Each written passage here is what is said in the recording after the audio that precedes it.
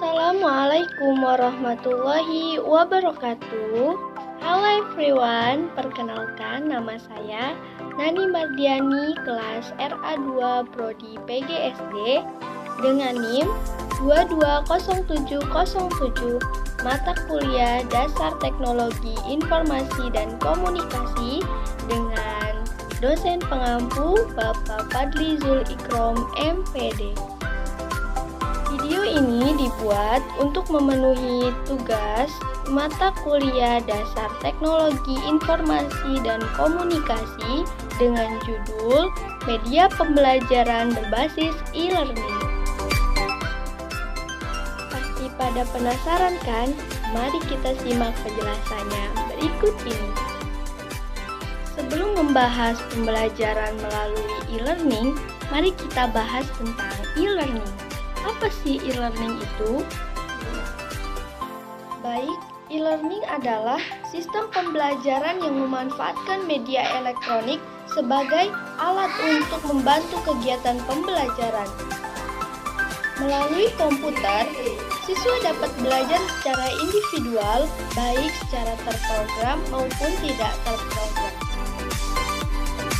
Oke teman-teman, selain itu ada juga yang dinamakan dengan komponen e-learning. Apa saja sih komponen-komponen dari e-learning?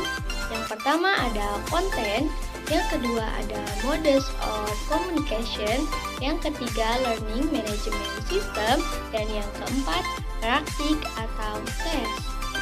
Nah, di sini pihak penyelenggara atau pihak sekolah menyediakan bahan belajar yang lengkap menggunakan situs atau web secara interaktif maupun non-interaktif. Secara bebas juga siswa dapat mencari bahan dan informasi sesuai dengan minat masing-masing tanpa adanya intervensi dari siapapun. Baik, secara umum ada beberapa manfaat dari e-learning bagi dunia pendidikan antara lain. Yang pertama, perubahan budaya belajar dan peningkatan mutu kegiatan belajar. Yang kedua, meningkatkan brand image. Yang ketiga, tersedianya materi pembelajaran yang luas yang mudah diakses. Yang keempat, independent learning. Yang kelima, fleksibilitas pengajaran. Yang keenam, fleksibilitas tempat dan waktu. Yang ketujuh, kecepatan distribusi. Yang kedelapan, penghematan biaya. Yang kesembilan, ketersediaan on demand. Yang kesepuluh, standaritas pengajaran, fleksibilitas kecepatan pembelajaran. Ada lagi pengganti substitusi. Bagi sekolah yang sudah maju biasanya menyediakan alternatif pembelajaran berupa e-learning. Hal ini dimaksudkan agar jika sewaktu-waktu jika pendidik tidak bisa hadir dalam kelas, bisa dengan mudah menggantinya dengan melakukan pembelajaran menggunakan e-learning. Di samping itu, juga siswa secara fleksibel dapat mengelola kegiatan pembelajaran sesuai aktivitas sehari-hari. Selain itu, fungsi dari e-learning sebagai pelengkap atau komplement, fungsi ini diprogramkan untuk menjadi materi reinforcement atau penggayaan yang memberikan remedi untuk peserta didik di dalam mengikuti pembelajaran tradisional. Meskipun demikian, siswa yang menggunakan e-learning jauh akan lebih memiliki wawasan dan pengetahuan yang luas. Selanjutnya, kelebihan e-learning. Yang pertama, kualitas pembelajar menjadi lebih opsional. Yang kedua, user friendly, bebas dari kerepotan. Yang ketiga, cara belajar yang aman, nyaman, dan sehat. Yang keempat, waktu proses belajar mengajar menjadi lebih hemat. Yang kelima, ilmu dan pengetahuan peserta didik dapat berkembang serta peserta didik lebih bisa mandiri. Yang keenam, tidak menggunakan kertas. Yang ketujuh, peserta didik dapat mengakses sesuai dengan keinginannya. Yang kedelapan, lebih fleksibel. Yang kesembilan, tersedianya fasilitas e-moderating. Yang ke-10, siswa dan guru bisa memanfaatkan bahan ajar yang telah tersedia melalui akses internet. Yang ke-11, siswa bisa dengan mudah untuk mempelajari kembali bahan ajar kapanpun sesuai dengan yang dikehendaki, karena bahan ajar sudah ada dalam komputer. Yang ke-12, dengan memanfaatkan akses internet, siswa dengan leluasa bisa memperoleh informasi materi pembelajaran yang terkait sesuai dengan yang dibutuhkan. 13.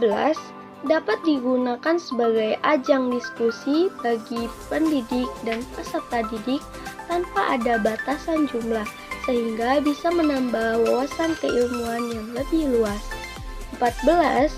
Peserta didik yang awalnya pasif akan berubah menjadi lebih aktif.